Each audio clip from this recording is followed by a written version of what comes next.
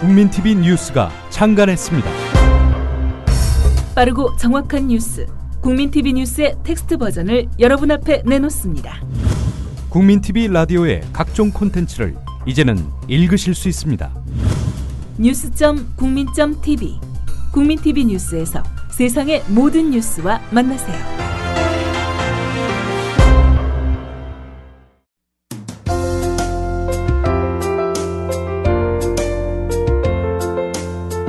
정직한 관찰, 따뜻한 대화, 국민TV 라디오의 서영석의 타임라인을 듣고 계십니다.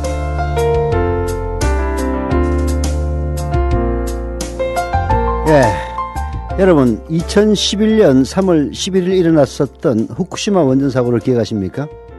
당시 후쿠시마발 방사능 공포로 전 세계가 충격에 빠졌던 기억이 납니다. 그런데 한동안 잠잠했었던 후쿠시마에서 다시 방사능 공포가 엄습해 오고 있다는 소식이 들리고 있습니다. 2년 5개월이나 지난 시점에서 일본 정부가 방사능 오염수가 바다로 유출되고 있다고 뒤늦게 시인했기 때문입니다. 그래서 후쿠시마와 가장 가까이 있는 우리나라 국민 여러분들도 식탁에 오르는 해산물 마음 놓고 드시지 못하고 계신데요. 후쿠시마 원전 사고와 관련하여 현재 국회에서 가장 활발하게 활동하고 계신 민주당 장하나 의원님을 모셨습니다. 장하나 의원님 안녕하세요. 네, 안녕하십니까. 민주당 장하나 의원입니다. 제가 국민TV 이렇게 청취자분들 만나뵈서 반갑고요. 네. 무엇보다 지금 후쿠시마 건이 너무너무 어떤 표현으로 제가 이 중대함을 형언할 수 있을지 모르겠지만 네. 여기 이제 장시간 방송을 하라 해주신 점 너무너무 감사드립니다. 네. 자, 먼저요. 언론을 통해서 후쿠시마의 엄청난 양의 방사능 오염수가 바다로 유출되고 있다는 그런 소식이 들리고 있는데요. 자, 이건 어떻게 우리가 해석해야 되는 겁니까?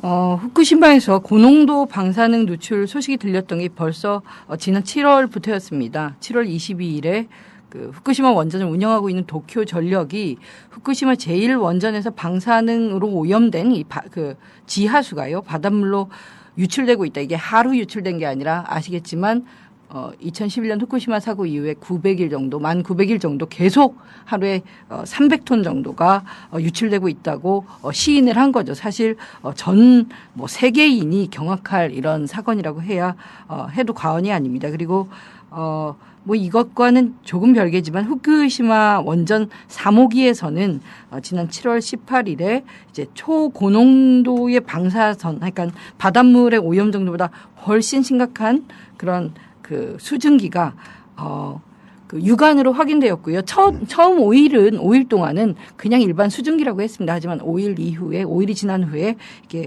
고농도 방사선이다 이렇게 또 시인을 했습니다. 이때 용어는 어색하시겠지만 2170mS라는 방사능 수치를 보였는데 이게 방호복을 입고 거기 그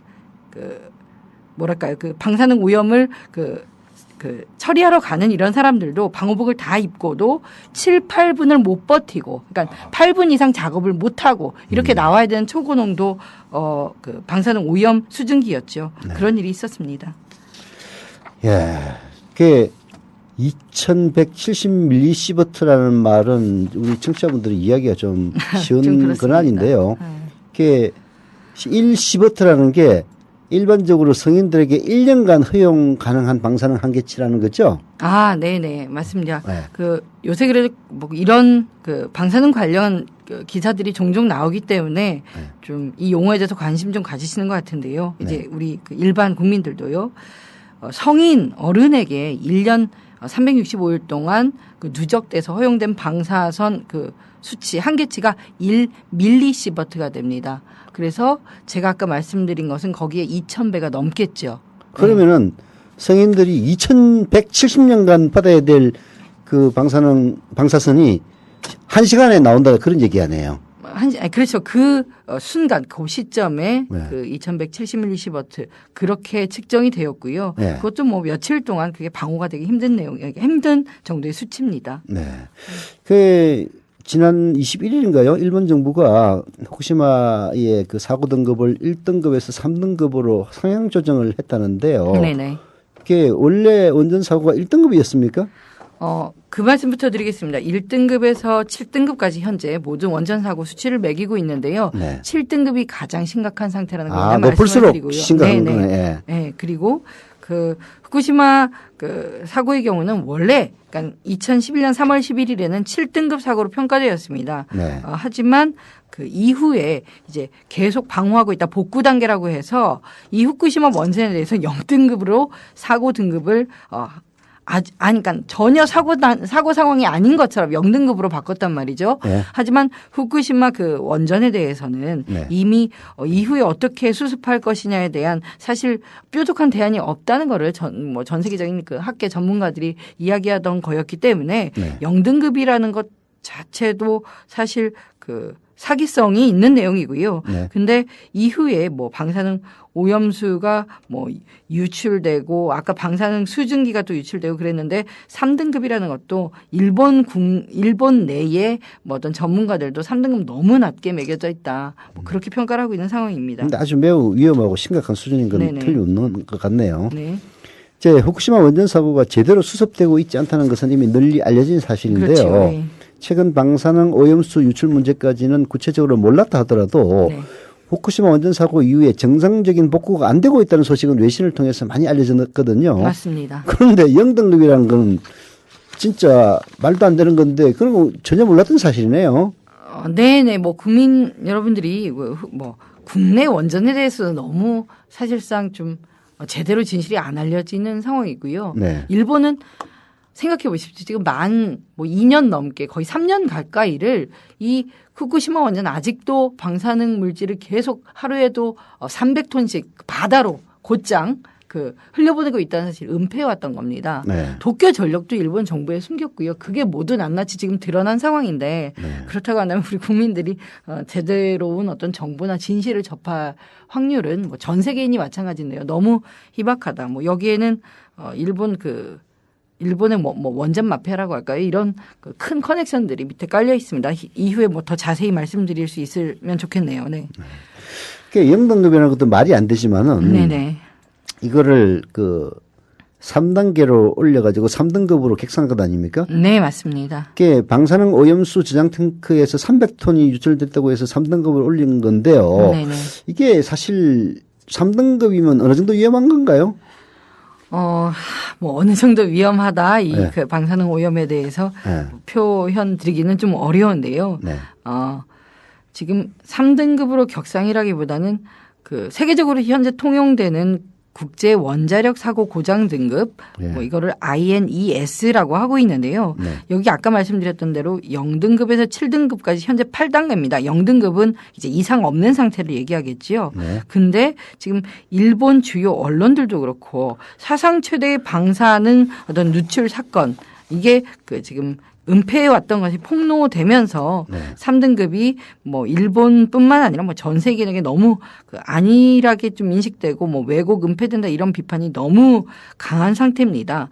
이 오염수가 누출된 사건이 왜 일어났는지 들어보시면 더 기가 막히실 텐데요. 이게 방사능 폐기물 같은 것들을 저장해 놓는 이런 탱크에 몸통 부위를 용접이 아니라 그냥 볼트 너트로 이렇게 고정하는 방식으로 제작을 해서 이전부터 내부적으로 이제 일본 도쿄 전력 내부에 근무하는 사람들도 이런 걸 좀 폭로하고 싶고 문제가 있다고 뭐 문제제기를 했었으나 다 일일이 묵살당했다. 이런 내용들이 지금 일본에서 계속 밝혀지고 있고요.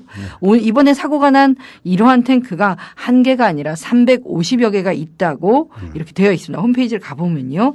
그렇기 때문에 이게 이번 한 탱크에서만 문제가 아니라 이런 같은 문제들이 연달아 발생을 한다면 이후에 뭐 끔찍한 수준의 태평양 전체가 아니라 진짜 전 지구를 오염시킬 만한 재앙이 아니겠느냐. 그래서 지금 뭐 유럽, 뭐 EU 국가들도 상당히 일본 사태에 주목을 하고 있고 맹렬히 비판을 좀 하고 있는 상황입니다. 네. 그러니까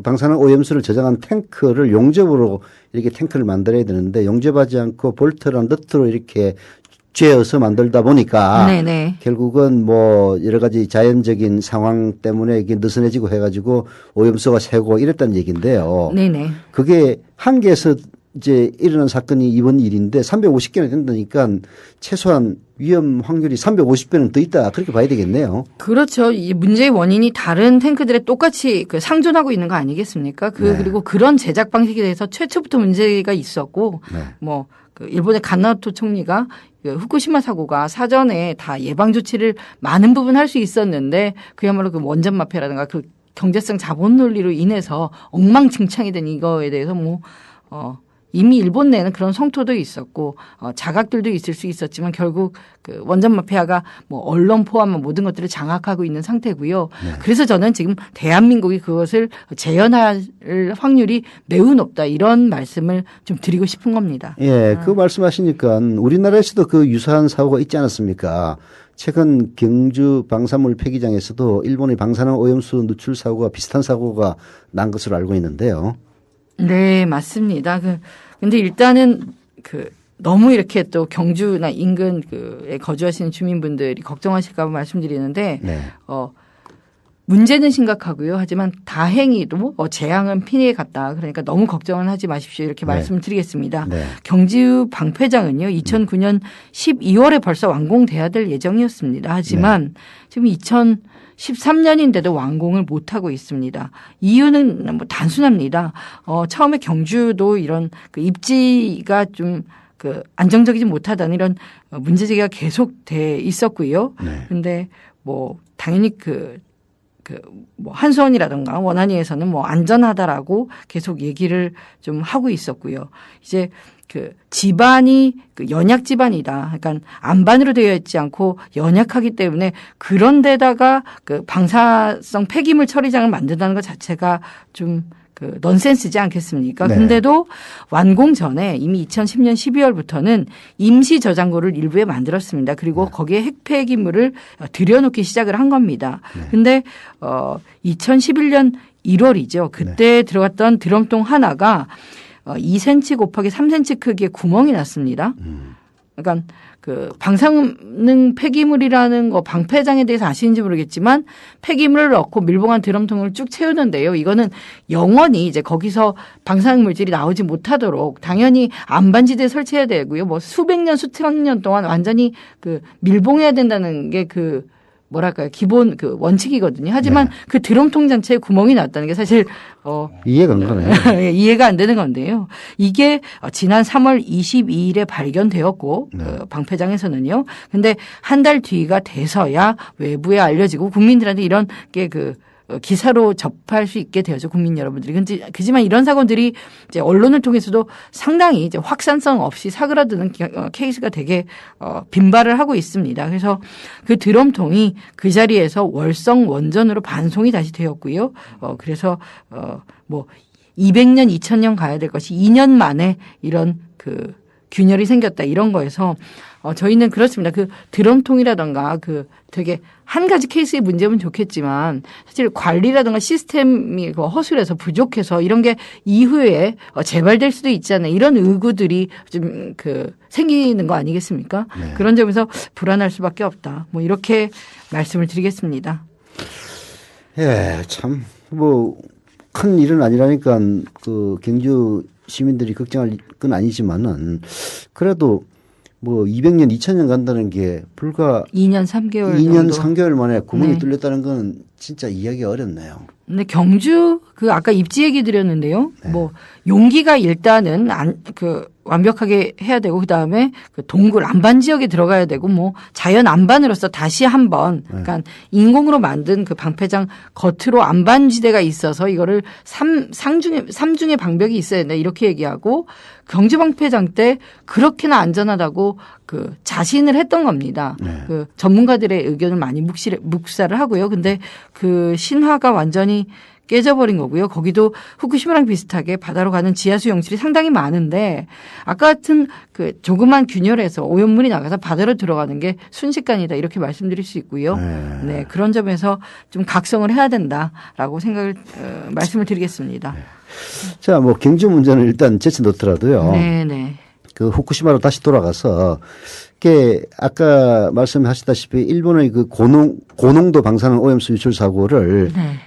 정상적인 등급을 매긴다면 어느 정도 등급으로 매겨야 될 것 같습니까? 3등급은 말이 안 된다고 말씀하셨는데요. 네, 뭐 저도 뭐 핵 문제의 전문가는 아니지만 여기 이 얘기 내용을 접하시면서 네. 지금 1900일 동안 하루에 300여 톤의 방사능 오염수가 매일 바다로 흘러가고 있고 사건이 지금 은폐됐던 사건이 인정되고 폭로된 상태 아니겠습니까? 네. 그렇지만 이게 제대로 조처가 안 되고 있습니다. 그러니까 지금 얘기를 여기서 방송을 하고 있는 동안에도 계속 나오고 있는데요. 7등급이 가장 심각한 사고라고 제가 아까 말씀을 드렸고요. 네. 사회자님 생각하시기에는 네. 그냥 상식적으로 이게 7등급 그 이상이라는 생각이 좀 안 드실까요? 이렇게 좀 청취자 여러분들께도 좀 질문을 드리고 싶습니다. 네. 방사능 오염물이 직접 지하수로 이렇게 장시간 대량 유출된 예는 지구 인류 역사상 없었다는 이야기를 좀 드리고요. 지금 일본이 이런 걸 시인하긴 했지만 그래서 대책이 어떻다라고 전혀 얘기할 수 없는 상황이다. 그렇게 말씀드립니다. 그래서 지금 지난 8월 21일에 국제 원자력 안전위원회에서는 이 후쿠시마 현재 상태에 대해서 다시금 사고 등급을 매기기로 이제 심의에 들어갔습니다. 저는 당연히 이전에 없던 8등급, 9등급이 생겨나리라고 생각하고요. 왜냐하면 7등급은 26년 전에 체르노빌 사건 때 그때 체르노빌 사건이 인류 역사상 당시까지는 최대의 방사능 사고였기 때문에 7등급이 새로 만들어진 거였거든요. 네. 이번에 8, 9등급 만들어질 거라고 말씀을 좀 드리겠습니다. 네. 그런 결과를 우리가 좀 곧 접할 수 있지 않을까 그렇게 말씀드립니다. 네. 근데 그 300톤에 이르는 방사능 오염수가요. 우리는 그냥 하루만 나온 걸로 착각을 하고 있는데 네네. 실제로는 2년 5개월 동안 매일 나왔다는 얘기 아닙니까? 네, 맞습니다. 지금 언론에서도 이런 얘기들을 사실 최인접 국가 아니겠습니까? 일본, 대한민국이요. 보통 체르노빌 사건도 그렇지만 최인접 국가에서 강력하게 문제 제기를 하고 국제기구들, 국제사회가 움직여서 사실 해당 국가를 압박을 하게 되는데요.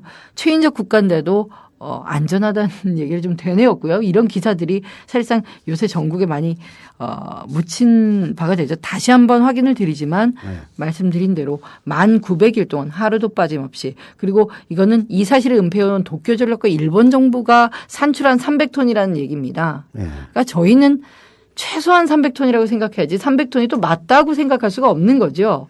이미 전 세계에게 거짓을 지금 또 말도 안 되는 것을 가지고 거짓을 은폐를 해왔던 일본 정부 또는 도쿄전력의 공식적인 수치들에 대해서도 사실 대한민국 주도적으로 세계가 다시 한번 검증하는 작업을 해야 하는데 그런 것도 아쉽고 저는 이해가 안 되는 부분입니다. 예, 하여튼 300톤이라고 하더라도 2년 5개월 아까 900여일이라고 말씀하셨는데요. 네.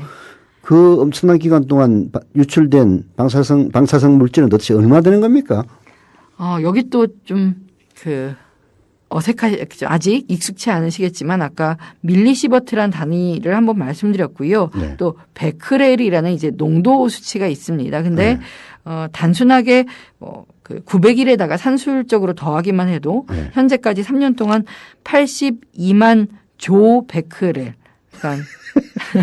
그러니까 조 베크렐 또는 테라 베크렐 이렇게 얘기를 하는데요. 이 정도의 방사성 물질이 바다로 흘러들어가고 그러기 때문에 이것을 가지고 아까 말씀드린 국제 원자력 사고 고장 등급에 대입을 해보면 지금 최대 대형 사고인 7등급에 해당한다. 이렇게 저는 주장이라기보다는 그게 사실입니다. 그러니까 3등급은 말도 안 되고요. 또 지금 한국 정부가 3등급이기 때문에 위기 매뉴얼 가동 안 한다. 이런 말도 안 되는 겁니다. 그 베크렐이 뭔지는 잘 모르겠지만은 조 베크렐이 82만 개나 된다는 얘기 아닙니까? 네. 82만 조 베크렐이라는 게 진짜 어마어마한 방사성 물질이 지금 바다로 들어가고 있고 그게 바로 우리나라 옆바다 아닙니까? 네, 그렇습니다. 아까 82만 조에 대해서 쉽게 얘기 드리면 아까 7등급 사고가 기준치가 5만 테라베크렐. 5만 조. 5만, 조 베크렐. 네. 그렇죠. 근데 82만 테라베크렐. 이렇게 생각하시면 이거를 3등급이다. 최초에는 1등급이라고 했고요. 여기에 대해서 우리가 고지고대로 일본 정부에 지금 이제 늦게라도 시인했으니 믿어주마 이럴 수 있겠습니까? 말이 안 되는 얘기입니다. 초대형 사고로 볼 수 있는 7등급이 5만 테라베크렐인데 여기서 82만 테라베크렐이면 무려 13배 이상 되는 맞습니다. 방사성 물질이 방출됐다는 얘기네요. 네, 맞습니다. 야, 사태가 이 정도로 심각한지 몰랐는데요. 네네. 여기까지 오도록 일본 정부 도대체 뭘 했습니까? 일본 정부는 그 2011년 이후에 후쿠시마 원전 사고 이후에 이런 어떤 수습을 이제 도쿄전력이 전담을 하게 됩니다. 네. 근데 이러한 도쿄전력이 말씀드린 대로 지금 그 2년 5개월 지나서야 사실 매일 방사능 오염수 300톤이 바다로 흘러갔는데 아직까지도 제대로 수습을 못했다. 이렇게 시인을 한 상황이고요. 네. 근데 현재 일본 총리가 그 일본 뭐 요새 그 많이 우경화되는 거 다들 걱정하시는데요. 아베 신조고 아베노믹스의 또 핵심이 바로 원전 재가동이다. 후쿠시마 사고 이후에 많은 일본 원전도 가동을 중지했습니다. 사실. 네. 그렇지만 아베는 다시 그걸 어떻게 하면 돌려볼까 이렇게 하고 있었고요. 저는 이런 면에 있어서도 사실 이런 일본 내에 그 방사능 오염 누출 문제들 여러 가지 방법으로 은폐되어 오지 않았을까 이렇게 생각을 합니다. 도쿄전력이 이번 일본 참여한 선거 바로 다음 날인 22일부터 이제 방사능 수증기나 방사능 오염수 누출을 공식 이렇게 확인하는 일들이 있고요. 근데 여기에 대해서는 뭐 일본의 원전 마피아가 좀 그 후쿠시마를 관리하는 게 아닌가 하는 의혹들 그런 시점으로 봤을 때 이런 것들이 이제 조심스럽게 이건 뭐 의혹이지만요. 그런 얘기들이 제기되고 있습니다. 이렇게 선거 끝나고 나서 발표했다 이 얘기 아닙니까? 네, 맞습니다. 선거 전에 발표하면은 혹시라도 우리 아베 선생이 불이익을 입을까 봐서 이게 그런 그 말하자면은 발표를 늦추고 하는 것이 원전 마피아가 그거를 관리했다 그런 얘기인데요. 네네. 일본의 원전 마피아라는 건 도대체 뭡니까? 그 원전 마피아면은 일단 원전이 막대한 그 어떤 사업 그 이익을 창출하는 것인데 네. 그렇기 때문에 이제 원전 건설에 개입된 많은 뭐 정부 포함해서 어떤 그 기업이라던가 뭐 학계 전문가 집단 다들 어떤 커넥션에 의해서 이 원전은 안전하다 뭐 이런 그 말도 안 되는 그러니까 뭐랄까요 신화를 아직도 말도 안 되는 근거 없는 이야기를 유포하고 있다. 그리고 대한민국이 이와 다르지 않다는 걸 제가 한마디로 요약해서 말씀드리면 가끔 TV에서 원자력 안전위원회가 하는 공익 광고 보실 수가 있는데요. 네. 원자력 에너지가 클린 에너지다 깨끗하다. 아이들이 맑은 뭐 물방울이 이제 떨어지고요. 아이들이 뭐 바람개비 돌리고 뛰어가고 이런 선전들 보신 기억이 있으실 텐데요. 네. 요즘도 하던데요. 예, 네. 제가 그 덴마크인가에 저와 나이가 동갑인 아주 젊은 이런 그 환경부 장관이 있습니다. 네. 남성분인데 네. 하도 그러니까 한국에 왔을 때 이런 잠깐 이야기할 수 있는 시간이 있어서 제가 너무 이 한국 상황이 답답하고 사실 이 원자력 에너지를 대체할 수 있는 대한에너지가 그런 북유럽 국가에 좀 많이 발전돼 있어서 그런 얘기를 하다가 대한민국 상황이 심각한 걸 이런 광고를 하고 있다 했더니 그게 정말 정부가 국민의 세금으로 하고 있는 광고냐. 말도 안 되고 뒤집어집니다. 네. 그러니까 세계적으로 탈원전 탈핵은 기본적인 겁니다. 인간이 핵을 이용해서도 안 되나. 왜냐하면 이후에 처리할 수 있는 완전한 기술 같은 것들은 인류가 아직 갖고 있지 않은데 일단 쓰고 보는 거거든요. 근데 이런 것에 완전 역행하고 있는 게 대한민국과 일본입니다. 최근에 그 유튜브에 지금이라도 검색해 보십시오. 후쿠시마의 거짓말이라고 제목을 검색하시면 독일 공영방송 제대펜가요? 제가 불어를 전공해서 독일 공영방송에서 제작한 30분짜리 다큐멘터리가 나오고요. 다행히 한글 자막까지 이렇게 입혀서 이제 많은 네, 저도 봤어요. 예, 보셨습니다. 거기 보시면 이제 원전 내 뭐 엔지니어들, 뭐 작은 그 하청업체 사장들 이런 그 사람들이 직접 나와서 증언합니다. 당시부터도 많은 문제점 결함을 얘기하고자 했지만 철저히 도쿄 전력에서 그 묵살을 당했다 이런 얘기를 하고 있고요. 또 여기에는 그 간나우토 전 총리가 나옵니다. 원전 사고 당시 총리고요. 또 사임을 한 바가 있는데 이때 대지진이 일어났고 원자로 세기의 노심용융이라고 하면 그 고리이록이랑 같은 건데요. 그 핵발전소 그 안에 있는 그 제일 안에 뜨겁게 타오르는 부분이 있겠죠. 거길 노심이라고 하는데요. 그걸 감싸고 있는 이제 그 항아리라고 할까 그걸 담고 있는 그 뭐 도가니라고 하는데요. 그거를 예 거기가 녹아내리는 거죠. 그래서 뭐 대량의 방사능 물질들이 이제 그 유출이 되는 건데 냉각수가 이것을 차갑게 데워주지 못하고 그럼으로 인해서 방사능이 누출된 그런 사건인데 여기에 대해서도 당일날도 총리도 보고를 못 받았다 이런 얘기들이 나오고 있습니다. 그래서 이제 도쿄전력을 처음부터도 이제 총리에게도 진실을 숨겼고 또 뭐 직원들에게는 후쿠시마를 떠나라 이렇게 은밀하게는 그렇게 얘기를 했다. 뭐 이런 내용들이 이 다큐멘터리에 좀 나오고 있고요. 네. 그래서 간나우토 총리가 그 다큐에서 되게 가슴을 울리는 얘기를 하는데 충분히 막을 수 있었다. 그냥 원전은 안전하다. 많이 지어야 된다. 뭐 결함 같은 것도 다 숨겼고 이런 정황들이 다 드러나서 충분히 우리가 다 막을 수 있었던 사고였고 하지만 원전 마피아가 뭐 정치, 뭐 정부, 학계, 언론, 뭐 문화, 스포츠 그냥 사회 전반에 걸쳐져 있어서 뭐 총리라든가 정치권 일부에서 막을 수도 없었다. 그 자본의 힘이겠죠. 자본 논리일 텐데요. 그런 얘기들이 담겨 있는 다큐멘터리입니다. 한번 검색해서 좀 같이 보셨으면 정말 말씀을 드리고 싶습니다. 그러니까 원자력 발전소를 건립함으로써 생기는 이해관계겠죠. 그걸 중심으로 정부는 물론이고 정치계, 학계, 언론계, 문화계, 스포츠 모든 분야의 원전 마피아가 포진하고 있어서 일본 같은 경우에는 그 중대한 노심용융 사고가 일어났는데도 총리가 보고도 못 받는 그런 사태에 있었다 이런 얘기네요. 네, 그리고 대한민국이 똑같다는 게 또 중요하겠죠. 여기 저도 대한민국 국민이기 때문에 대한민국이 똑같다. 그리고 이것도 이후에 지금 더 설명드릴 수 있는 시간이 할애될지 모르겠지만 우리 부산의 고리 이레오기 브레이크아웃 사건 다 아실 겁니다. 네. 멈췄었죠. 근데 그게 바로 후쿠시마 원전의 아까 노심용융 그러니까 안에 있는 노심이 녹아내리는 이런 사건하고 동일한 사건이었다는 얘기 나중에 한 번 더 드리겠습니다. 네. 왜 우리는 재앙이 안 일어났느냐 뭐 이런 얘기를 꼭 드려야 될 것 같습니다. 지금 얘기하세요. 괜찮아요.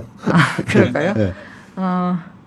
쉽게 말씀드리면 예비 점검을 위한 예비 가동 중지 기간에 있었고요. 네. 1년에 한 번 몇 개월에 한 번씩 이렇게 점검일에서 중지를 합니다. 네, 그런 상태에서 벌어진 사건이었기 때문에 우리는 녹아내리지도 않았고 방사능 유출이 없었다. 그런 얘기 드리고 싶고요. 그렇기 때문에 우리는 이미 후쿠시마 같은 사건을 겪었다고 각성해야 되고 그렇기 때문에 고리 이록이 멈췄을 때 이후로도 우리가 정말 사회적인 각성뿐만 아니라 이제 원전에 관련된 전체적인 사회적인 패러다임이 좀 바뀌었어야 된다 이런 얘기를 드리고 싶고요. 하지만 이런 내용도 많이 안 알려졌다. 그리고 후쿠시마는 다행이라고 해야 되나요? 그래도 좀 소도시에 있었고요. 그래서 일본 정부에서는 20km 반경 20km를 소개 지역이라고 해서 대피를 시켰고 실제적으로 한 대략 30km 정도에서 일본 국민들이 대피를 했습니다. 하지만 대한민국의 고리 이록이 21km 지점에 해운대 앞바다 있고요. 30km 이내에 350만 명 이상 우리 국민 살고 있습니다. 도망을 가도 재앙입니다. 350만 명이 어딜 갑니까? 도망을 못 갑니다. 우린 일본처럼 어디 갈 수가 없고요. 저는 350만이 대피해야 되는 일이 벌어진 순간 대한민국은 경제적으로도 그냥 완전히 붕괴될 것이다. 당연한 이치 아니겠습니까? 고리가 바로 부산 바로 위에 있는 모양이죠. 양산. 양산이 아니라 기장. 네, 기장미역 기장입니다. 참 거기에 블랙아웃이라고 해서 이 노심용융에 준하는 사태가 발생했는데 다행히 그때 고리원전 1호기인가요? 그게 가동 중지 상태에 있었기 때문에 그런 후쿠시마와 같은 사고를 번지지는 않았다 그런 얘기네요. 그렇죠. 결과적으로는 다행이었지만 같은 사고를 우리가 겪었다. 이거는 명백한 사실입니다. 네. 자, 저도 언론에서 우리나라도 역시 원전 비리를 수사 중인 검찰이 이명박 정권의 실세였던 박영준 전 지식경제부 차관 그리고 최준경 전 지식경제부 장관 그리고 이상덕 전 의원 등의 로비 정황을 포착했다는 소식을 들은 바가 있는데요. 과연 박근혜 정부의 원전 비리 수사로 대한민국 원전 마피아 완전히 척결되는 겁니까? 기존의 원전 마피아에 대해서 그래도 이런 수사라든가 이런 것들이 최초 있는 일이고요. 저도 고강도 수사를 하고 있다. 아까 말한 박영준 전 차관을 소환했다거나 이런 내용에서 기대는 가져봅니다만 네. 그 원전 마피아의 경우에는 지금 책임자라던가 이런 범죄자들을 찾아내서 처벌하는 게 아니라 그럼 지금까지 만들어진 문제를 어떻게 해결할 것이냐. 그러니까 박근혜 정부의 향후 에너지 정책 전략의 변화까지도 사실 봐야지만 되지 지금 몇 명 뭐 처벌받고 돼서 이게 될 문제가 아니기 때문에 네. 거기까지 좀 그 정부의 사고가 이어졌으면 좋겠다. 이렇게 좀 생각이 들고요. 네. 이들이 처벌받더라도 뭐 이 원전 마피아 원전 커넥션을 가지고 오고 간 돈이라든가 자본의 흐름을 완전히 지금 멈출 수가 없기 때문에 사실상은 거기에까지 이르르는 결과 좀 많은 국민 여러분들이 사실 관심을 가져주셔야만이 변할 수 있다고 생각이 듭니다. 이명박 정부는 정말 일본의 그 원전 정책을 그대로 벤치마킹했습니다. 한번 제대로 벌어보자고 작정을 한 거고요. 거기에 뭐 국민 생명이니 안전이니 이런 거 전혀 고려되지 않았던 게 확실합니다. 이명박 정부 출범하고 08년에 제1차 국가에너지 기본계획이라는 거를 세웁니다. 이게 한 10년 정도, 12년 정도의 국가에너지 기본계획을 세우고 이거를 또 만 5년마다 변경을 합니다. 그래서 곧 지금 뭐 초안 작성 중입니다. 박근혜 정부의 에너지 기본계획이요. 그래서 이 결정 나기 전에 좀 대폭 수정돼야 된다. 좀 제자리 찾아야 된다 말씀을 드리고요.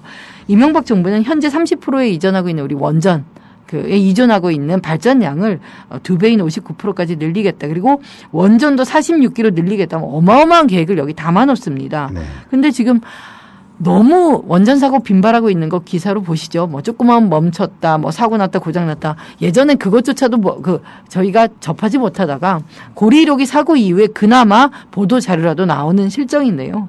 뭐 저는 박근혜 정부가 수사에 그치지 않고 이번 그 새로 만들어진 2차 에너지 기본계획에서 탈원전 그 탈핵 정책을 좀 담아내라 이렇게 강력히 요구를 하겠습니다.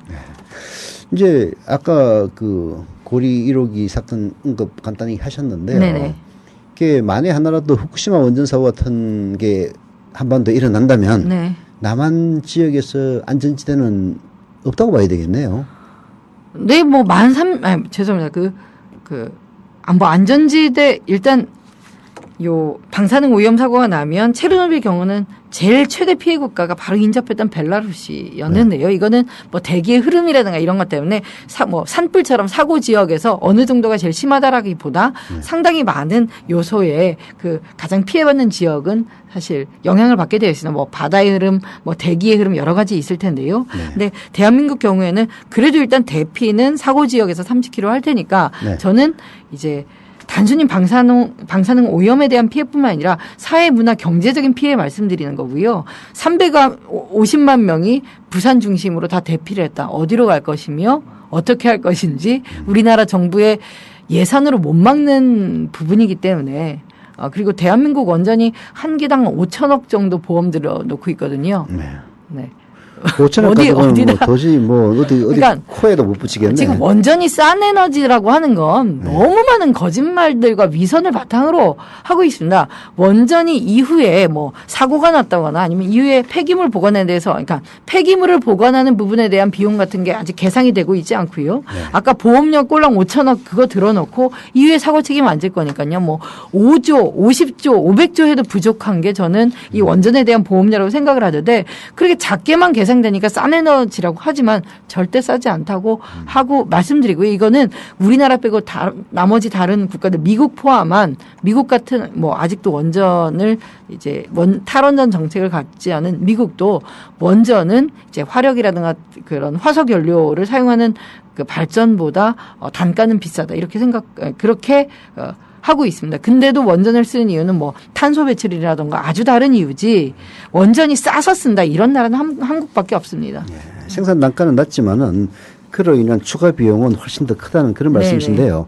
자, 아까 원전 마피아 얘기가 나와서 여쭤보는 건데요. 네네. 결국은 일본과 남한이 동시에 원전 마피아로부터 자유로울 수 없는 그런 나라라면 맞습니다. 아까 얘기했다시피 이 사고가 났을 때 가장 강력하게 반발해야 될 국가가 바로 가장 가까이 있는 나라라고 볼 수가 있는데요. 네네. 우리나라는 지금 박근혜 정부는 일본의 그 방사능 오염수 해양 유출에 대해서도 그렇게 강력하게 반발하는 것은 보이지 않던데요. 반발 정도가 아니라 국가가 나서서 안전하니까 걱정 마시라고 하고 있는 상황이고요. 그렇죠. 반발이 아니라 일본 정부를 대변하고 있는 거예요. 저는 무슨 불량식품을 지킨다는 그 정부가 불량식품으로부터 국민을 지키겠다는 정부가 왜 바로 체인적군과 이런 대량 방사능 누출 사건에 대해서 왜 안 지키는지, 그리고 정홍원 총리의 그 2차례에 걸친 막말에 대해서 들어보셨을 겁니다. 지금 국민들이 정말 방사능 괴담이 아니라 정홍원 괴담이라고 해도 과언이 아닌데요. 네. 국가정책조정회의에서 한 번도 아니고 2번이나 네. 방사능 괴담 유포자를 처벌한다 그랬습니다. 이거 네. 예전에 광우병 때랑 똑같은 현상이고요. 네. 저는 그래서 네. 뭐 기자회견 때도 말씀드렸지만 여기 방사능 괴담 유포자 장하나가 있으니까 빨리 잡아가시라고, 잡아서 처벌을 하든지 사실을 좀 따져보자 얘기를 하고 있는데 아직까지 잡아가지는 않고 있습니다만은 아니 생각해 보시죠. 불량식품으로부터 지켜준다고 했는데 네. 이미 일본뿐만 아니라 태평양에서 지금 들어오고 있는 많은 수산물들이 방사능 오염이 됐을 거거든요. 네. 이게 무슨 안전식품입니까? 2년 5개월 동안이나 매일 300톤의 초고농도 방사능 오염수가 유출됐는데 거기서 잡힌 수산물이 전혀 괜찮으니까 방사능 괴담을 유포하는 건 몽땅 잡아넣으라는 것은 대한민국 총리가 아니라 일본 총리가 해야 될 일이었네요. 지금 일본 총리나 정부도 그래서 이제 다 들켜가지고 잘하겠다고 하고 있는데 한국에서 괜찮다고 하니까 아니 이건 일본 내에서 원전배 문제에 그 상당히 그 비판적인 세력들은 한국 뭐하냐 뿐만 아니라 전 세계적으로 정말 그 상식 밖의 일이 벌어지고 있고요. 반기문 총장이 또 최근에 한국에 와서 박근혜 대통령 만난 걸로 알고 있는데 이런 얘기 하나 유엔에 혹시 이런 일본 문제에 대해서 얘기 하나 했더니 그 개성공단 부분 중심으로 좀 강력한 문제 제기를 했는데 또 후쿠시마 건은 이런 방구가 없더라고요. 그래서 뭐 역시나 좀 걱정이 많이 된다. 뭐 이렇게 기대를 안 갖는 게 낫지 않을까 뭐 이런 생각을 좀 가져봤는데 어쨌든 지금은 정부가 제대로 좀 제정신을 차릴 때라고 생각들고요. 뭐 제대로라면 박근혜 대통령이 대국민 사과도 해야 되겠고요. 전 정홍원 총리라던가 또 아무 일도 안 한 이은철 원자력안전위원회 위원장이 있습니다. 이런 분들은 즉각 사퇴를 해야겠죠. 근데 뭐 사퇴나 사과가 뭐 사퇴 사과했다고 뭐 오염을 막느냐 이런 게 아니라 이미 국민들이 이 위험한 상황에 대해서 전혀 모르고 계시고요. 그렇기 때문에 사회 한기를 위해서도 누군가는 사과를 하고 사퇴라는 모습이 보여져 이게 뭔 일이 났나 보다 하고 조심할 거 아닙니까? 지금 우리나라에서 뭐 방사능 식품들 검사를 하면 뭐 한 1000박스 해산물을 들여오면 그중에 6개 정도 찍어서 조사를 하고 있습니다. 이런 걸 우리는 샘플 조사라 그럽니다. 이건 국제적으로 그런 방식의 조사법은 샘플 조사라고 하고 대만이 지금 일본에서 들어온 수입품에 대해 그러고 있는데 우리는 같은 방식 쓰면서 맨날 그 자료 요청을 하면 저희 의원실로 답변을 전수조사한답니다. 그러니까 전수라는 건 들여오는 것마다 다 조사를 한 번씩 한다. 그러면 1000박스 들어오면 1000박스 하는 걸 전수조사라고 합니다. 국제적으로 다 그래요. 근데 그중에 6박스 찍어서 하는 거는 샘플 조사인데 뭐 원자력안전위원회에서 이렇게 그 보도자료랄까요? 국민들한테는 우리는 모든 수입품에 대해서 다 검사한다고 이렇게 하고 있고요. 근데 여기에도 우리나라는 아까 베크렐이라는 단위 좀 말씀을 드렸는데 100베크렐이 이제 그 안전 기준치로 보고 있습니다. 100베크렐. 근데 이 기준치도 이 기준치 이하면 안전하냐? 라는 건 또 다른 문제겠죠. 우리나라 같이 원전은 안전하다고 하는 이런 아직도 원전 마피아의 세력, 기세가 등등한 나라들은 이런 모든 기준치가 상향으로 조정되어 있습니다. 그래서 그런 부분들까지 따져서 봐야지 100베크렐이 안 된다 이렇게 볼 수 없고요. 독일이 그 역류화 기준치가 4베크렐입니다. 독일 같은 경우에. 그래서 이런 그 정보들을 좀 국민들에게 많이 알려야 될 책임이 1차로 정부에 있는데 안전하다고 하고 있습니다. 정부가. 우리 저희 방송에도 인터뷰했던 그 의대 교수분이 얘기하기를. 네네. 김익중 교수님. 뭐 베크렐로 계산되는 그게 안전 기준치가 아니라고 그러더라고요. 모든 게 다 나쁜데 다만 이제 우리가 기준을 정해놓은 것은 그 정도로 해가지고 당장 죽지 않는다 그런 이제 취지인 건데 그것마저도 100베크렐이라고 하는 기준치가 독일의 4베크렐에 비하면 25배나 높은 수치 아닙니까? 그렇죠. 이게 뭐 이 방사능 물질이 무색무취하기 때문에 우리가 네. 당장 접해서 뭐 어떤 그 병이라든가 상해를 입지 않아서 모르는 거지. 중금속은 제 인체 내에 이렇게 축적되고요. 제가 네. 죽으면 그만이지만 이 방사능 오염 같은 경우에는 서서히 유전자까지 변이를 시키고요. 네. 당연히 유전자 변이기 때문에 내 손자 뭐 내 후손에게 계속 유전이 되는 겁니다. 그래서 체르노빌 인접국가 벨라루시 말씀을 드렸는데요. 네. 소아암 등 이제 암 발병률이 사건 직후에 5, 6년, 92년쯤인가요? 그때 한 15배가 늘었다라는 보고가 있었고요. 네. 제가 그 수치만 알다가 최근에 다시 이 후쿠시마 건 때문에 웹서핑을 하다가 뉴욕타임즈였나요? 2011년 기사에 체르노빌 사건 지금 23년이죠. 네. 지금 현재 26년 차니까 네. 그때 시점에 30배가 넘어섰다. 암 발병률이. 그러니까 점점 유전되고 이러한 폐해는 그 확대되는 것입니다. 이게 전혀 줄어들지 않으니까 반대의 어떤 현상들이 일어난다는 거 말씀을 드리고요. 우리 후손들이 더 위험한 거네요. 네, 그렇죠. 이 방사능 오염에 대해서는 인류가 경험이 없습니다. 그래서 우리는 핵 무기든 핵 발전이든 핵에 대한 사용을 인간은 뭐 하지 말아야 된다. 이런 얘기들을 아주 원칙적으로는 하고 있는 겁니다. 네. 지난 11일이었죠. 네. 그 장하나 의원님께서는 광화문 정부종합청사 앞에서 열린 기자회견에서 네. 방사능 괴담 방사능 괴담을 유포하는 자를 네네. 처벌하라라고 했던 그 정홍원 총리 사퇴를 요구하셨는데요. 네. 예, 정부가 일본 후쿠시마 원전 사고에 대해서 매뉴얼을 지금 작동하지 않고 있다는 말씀도 그날 하셨는데 어떻게 된 겁니까? 우리나라가 2011년 9월에 그러니까 후쿠시마 사고 이후에 네. 인접 국가 방사능 누출 사고 위기 관리 매뉴얼이라는 것을 만들었습니다. 네. 그러니까 일본에서 사고가 났기 때문에 또 중국, 대만 등등 우리 인접 국가들에도 원전이 많기 때문에 네. 대응 매뉴얼을 만들어서 여기까지는 좋습니다. 네. 주관 기관이 아까 말씀드린 원자력 안전위원회고요. 네. 근데 이 주관 기관뿐만 아니라 여기가 중심이 돼서 20개의 정부 부처가 같이 그 협업을 하게끔 되어 있고요. 네. 근데 일단은 그 블루 단계 그 최하 단계에서는 인접 국가에서 방사능 오염 가능성이 있을 때 그러니까 네. 완전히 확인되지 않더라도 아까 가능성이나 의혹 제기가 됐을 때부터 어떤 청색 단계를 발령을 해서 네. 사실은 제일 중요한 건 국민들이 이런 사실을 알고 또 스스로 좀 조심토록 네. 정부가 나서서 좀 그 그러니까 그 경각심을 갖도록 해야 되는 거 아니겠습니까? 네. 근데 아직까지 아무것도 안 하고 있고요. 네. 그러니까 가능성뿐만 아니라 이렇게 모든 사실을 일본 정부가 스스로 스스로 인정을 했음에도 불구하고 매뉴얼 가동이 안 되고 있고요. 네. 그렇기 때문에 저는 그 원자력 안전위원장이나 총리가 사퇴를 좀 해야 되고 정부가 나서서 이 점을 부각시키지 않으면 국민들은 안전한 줄 알고 그냥 이 사태를 그러니까 그러니까 방사능 오염에 대한 피해자로 그대로 남게 된다 이렇게 좀 말씀을 드렸습니다. 네. 근데 원자력 안전위원회에서는 왜 그 매뉴얼에 따라서 위기경보 발령 이런 걸 안 한 겁니까?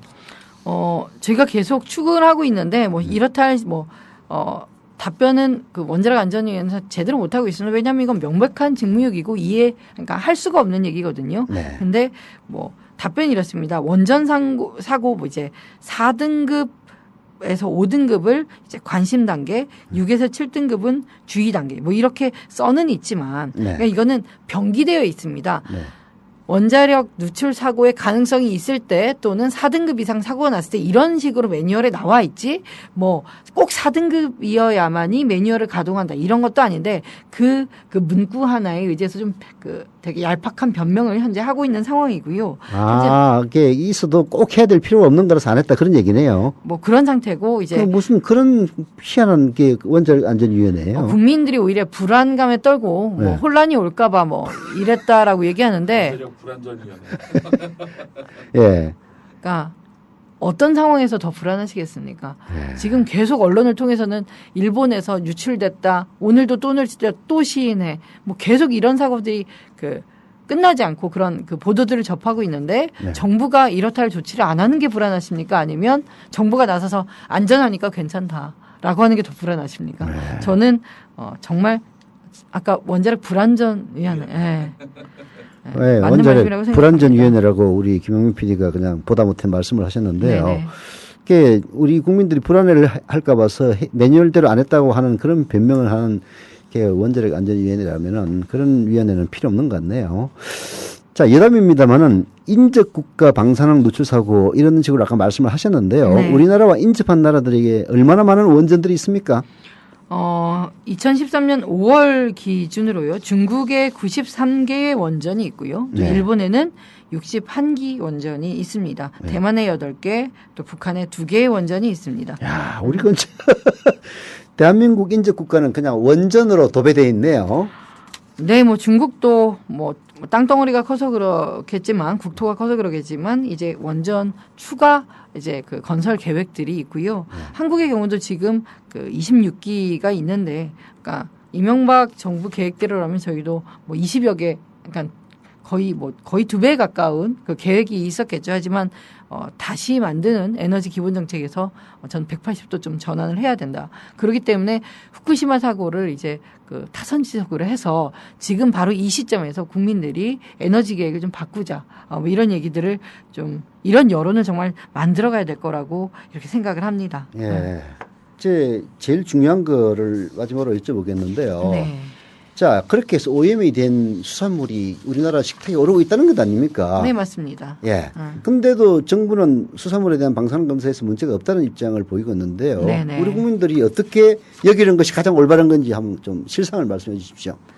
저는 일단 일본산 수산물이 이것도 빠뜨리고 말씀 안 드렸네요. 일본 후쿠시마 사고 이후에 네. 중국과 대만은 후쿠시마 현을 포함한 인접 8개 현, 네. 대만의 경우는 6개 현인데요. 여기서는 수산물뿐만 아니라 네. 모든 공산물 수입 일체를 전면 금지를 했습니다.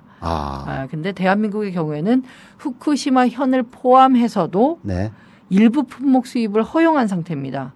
근데 저도 그렇게만 알고 있었습니다. 지금까지는요. 근데 이번에 후쿠시마 사고가 다시 불거지면서 자세히 알아봤더니 일본 아까 후쿠시마 현 인접한 지역에서의 수입을 우리나라가 수입을 일부 허용을 했다 이게 아니라 일본 정부 자체가 그 지역에서는 이러이러한 품목에 대해서는 전 세계 어디에도 수출을 하지 말아라고 자체적으로 수출을 금지를 했습니다. 네. 몇 개 품목을 정해놓고요. 네. 제가 너무 깜짝 놀란 게 한국은 딱 그 기준에 따라서 거기서 수출을 안 하는 것만 수출을 금지한 상태입니다. 한국이. 제일 옆에 있는 나라인데. 그러니까 일본이 수출을 안 하는데 우리가 어떻게 수입을 합니까? 이게 말이 됩니까? 일본이 스스로 자체적으로 너무 위험하니까 진짜 다른 나라에 팔아먹으면 안 되겠다라고 한 것만 금지하고 나머지는 다 수입했다 그런 얘기네요. 그러니까 이 정도의 정부 대처가 아니라기 때문에 저는 국민 여러분들께 좀 우리가 각성을 해야 된다 스스로 좀 조심하자 얘기를 드리는 겁니다. 네, 오늘 장하나 의원님 모시고 방사능에 대한 이야기 나눴습니다. 감사합니다. 네, 감사합니다.